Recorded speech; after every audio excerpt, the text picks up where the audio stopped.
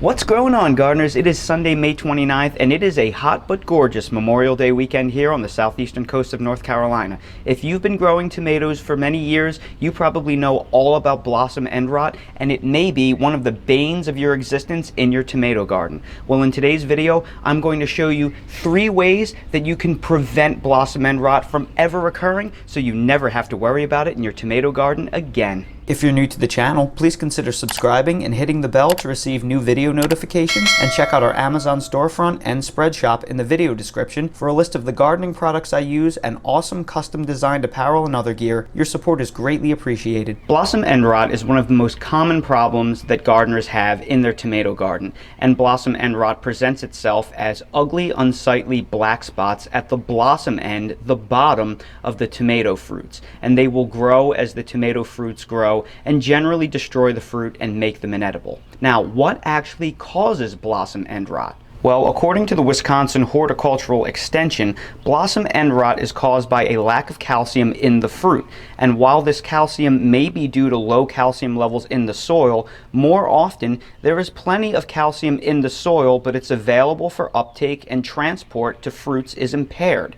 Drought stress, alternating soil moisture extremes, and damage to a plant's roots can all inhibit calcium uptake, as well as waterlogged or cold soils and high concentrations of ammonium, potassium, and magnesium cations in the soil. So what does this mean? Well, it means that while it is possible that you have a calcium deficiency in your soil and that's causing the blossom end rot, you probably don't, because most soils have more than enough trace calcium for the plants in most instances. It's probably caused by a transpiration issue, the ability for a plant to uptake water, because calcium is water soluble. So if your tomato plants are suffering due to poor soil moisture regulations, that is almost certainly your problem. So I'm going to show you exactly what you can do to prevent this from ever happening, so blossom end rot will never present itself to begin with. The first thing we're going to do is the easy part of the equation, which is to address the soil and ensure that there is in fact no calcium deficiency in your soil.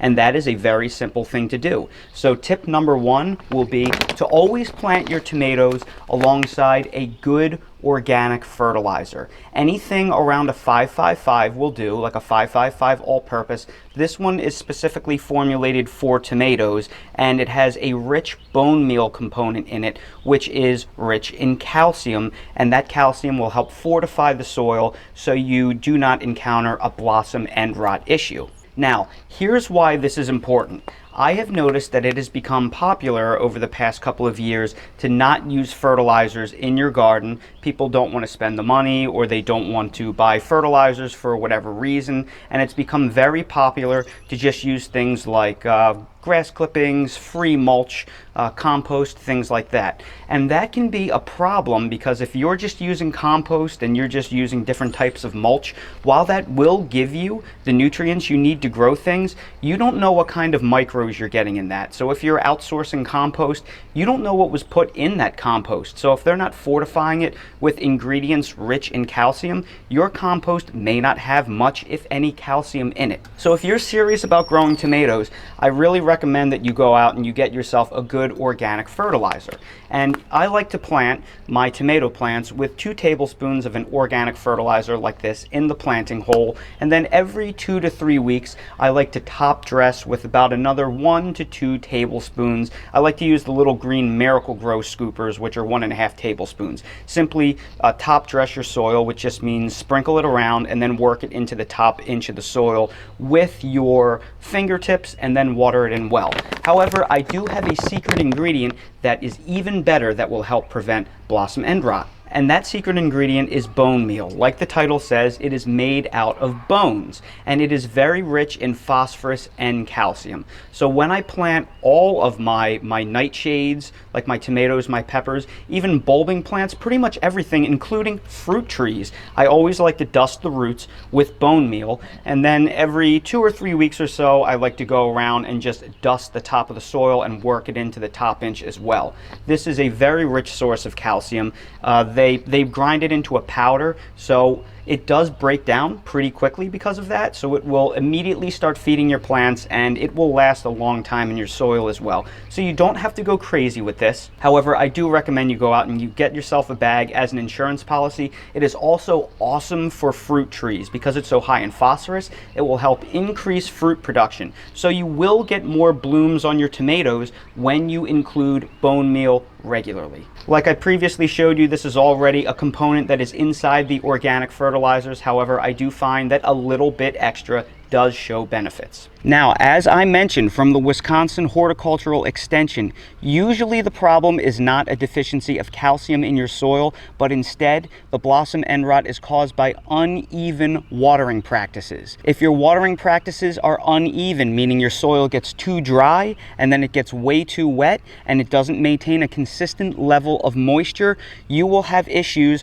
with the plant itself uptaking water from the soil, and that will lead to the calcium deficiency because the calcium is a water-soluble nutrient. It takes it up with the water in the soil. So if your plants are not performing adequately with transpiration, you will get a calcium deficiency. So the number 2 tip that I'm going to give you is critical, and this is one of the biggest things you can do to prevent blossom end rot, and that is to include a good thick mulch layer around all of your tomato plants. And to do that, I like using an all-natural hardwood bark mulch. These double or triple shredded hardwood bark mulches are excellent because not only do they protect the soil from the UV rays of the sun, but they also help prevent evaporation. I recommend a 2 to 3 inch thick layer of mulch, a natural mulch, around all of your tomato plants. So that will help prevent the evaporation and help maintain even levels of moisture. Now, if you don't want to use a hardwood bark mulch, you can use pine bark nuggets. You can use an herbicide-free and a generally weed seed free straw. You can use cypress mulch, cedar mulch, use anything but dyed mulch or rubber mulch or things like that. Just make sure it's a natural mulch. You can even use weed free grass clippings. The idea is to just protect the top level of your soil from the sun so it does not bake and evaporate too quickly. You'll also get other benefits from the mulch layer. It will decompose and add organic matter back to the soil, which the worms and the fungi and the beneficial bacteria all love. It will also prevent, when it does rain, from that soil splashing all over the undersides of your leaves, which is the best way to contract disease. So it's an all-around wonderful thing to do, and it's probably the best thing you can do to regulate your soil moisture, which is key to preventing blossom end rot. And the third tip that I'm going to give you is one of the best things I've ever done in my garden in general, and that is take the time to install drip irrigation to your garden. And that is because drip irrigation will provide some of the best protection against blossom end rot due to even, deep watering. If you simply come around with a hose and you water the tops of your tomato plants, all you're doing is shallow watering the top inch or two of the soil. It will not penetrate deeply, and if you're having a dry spell and it's been very hot, your soil may be very hard. So if you come in with a watering wand or a garden hose, the water may just run off and away from the plant and not penetrate the soil well at all. When these drippers are on, they drip in the same spot, and that penetrates very deeply into the soil. It goes down multiple inches. So when the sun is baking the top inch or two of the soil, this water is protected because it goes much deeper than typical overhead watering. So when you add drip irrigation with a mulch layer, you're getting awesome benefits because you're getting extra deep watering, and then you're getting protection against evaporation from the sun as well. So using these 3 things, the fertilizer and bone meal, the mulch, and the drip irrigation, I haven't had an issue with blossom end rot in many years. My garden is basically free of it. However, if you have a much smaller garden and you're not going to want to run drip irrigation for whatever reason, or maybe you have a container garden and it's not realistic, I have a little solution for you. If for whatever reason drip irrigation is not realistic for you at this time, you can make your own free drip irrigation using these old used milk jugs or water jugs. And all you have to do is fill it up with water and then take something like a hat pin, some kind of strong needle, and just poke it into the side. Probably should have went a little lower, but that will drip irrigate your garden. So you can have 2 little drippers right there. And the cool thing is, not only will this irrigate your garden better because the slow drip will penetrate the soil better than fast overhead watering, but you could also mix soluble fertilizers in here. If you like to use Miracle Grow, you can put that in here. If you're solely organic and you want to put fish emulsion in here, you can use that instead. Whatever you prefer, you can do it with this method. And it will take about an hour to drain this, and I've used this in the past, especially with container gardens, because it may be difficult to run drip lines to it. So this is a good hack that you can make if you don't want to pay or you don't have the time to install drip irrigation at this point. While these 3 things will dramatically reduce the prevalence of blossom end rot in your garden, nothing is 100%. You can't control the weather, you can't control drought, you can't control searing heat, you can't control deluge rainfall. So sometimes no matter what you do, you still will get a few instances of blossom end rot in your garden. And it's worth mentioning that perhaps some varieties are just more susceptible to blossom end rot than others. I have not had an instance of blossom end rot in my garden for a couple of years now, but we have been in drought for the past 2 months here on the southeastern coast of North Carolina, and for whatever reason, these 2 plants, which is a variety called Pisano, seem to just be really susceptible to it. And I found an instance of blossom end rot on this plant, and I found a couple of instances of blossom end rot on this plant right here. So I want to attack this problem, and I'm going to do it just like I showed you that I would do it. I'm going to take just a little bit of bone meal, and I'm going to sprinkle that over the soil. Then I'm going to take a tablespoon of organic fertilizer over each. I'm going to work that into the top inch of the soil.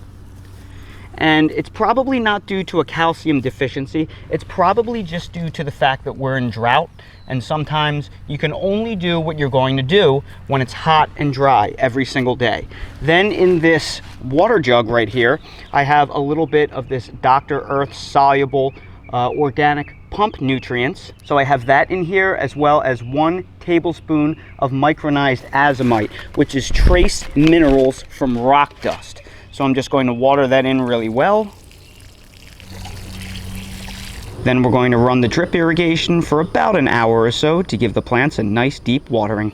If you're doing all of the things outlined in this video and you're still finding the occasional instance of blossom end rot here and there in your garden, especially on the first fruits of the season, don't necessarily panic, because that may not be indicative of a problem. For whatever reason, blossom end rot tends to be most prevalent on the first few fruits that form on the tomato. And if I had to guess, that is probably because they form early in the year before the plants are truly well established. So those first few fruits are probably most susceptible to stress and problems. Usually blossom end rot stops once the plants get established and the later fruit clusters start getting larger. So if you see a few problems here and there right at the get-go, don't necessarily panic, because the plants tend to grow themselves out of it as long as you're maintaining the course and you're doing all of the things that I outlined in this video. So just stay the course, and the problem will likely regulate itself as long as you're maintaining proper soil moisture and adequate nutrients. So everybody, I sure hope you found this video helpful. If you did, please make sure to hit that like button, subscribe to the channel, and ring that notification bell so you're notified when we release more videos like these.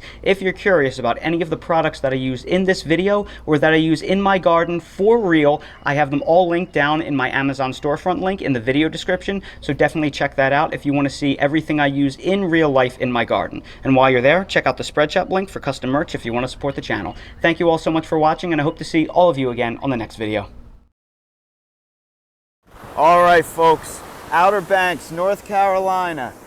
Dale versus his arch nemesis, water. Come here, bud. Let's go in the water. Let's see if you got it. Oh, man, the water here is so much colder than where we live because we're below the Gulf Stream. This is freezing. Whoa, that is cold. Oh, that's really good, Dale. That is great. Oh, such a good job. Such a good boy. You're getting so much better with your fear of water. I'm more afraid of this ocean than he is. This is so cold all the way up here. It's way warmer down in Wilmington, Dale. Way warmer.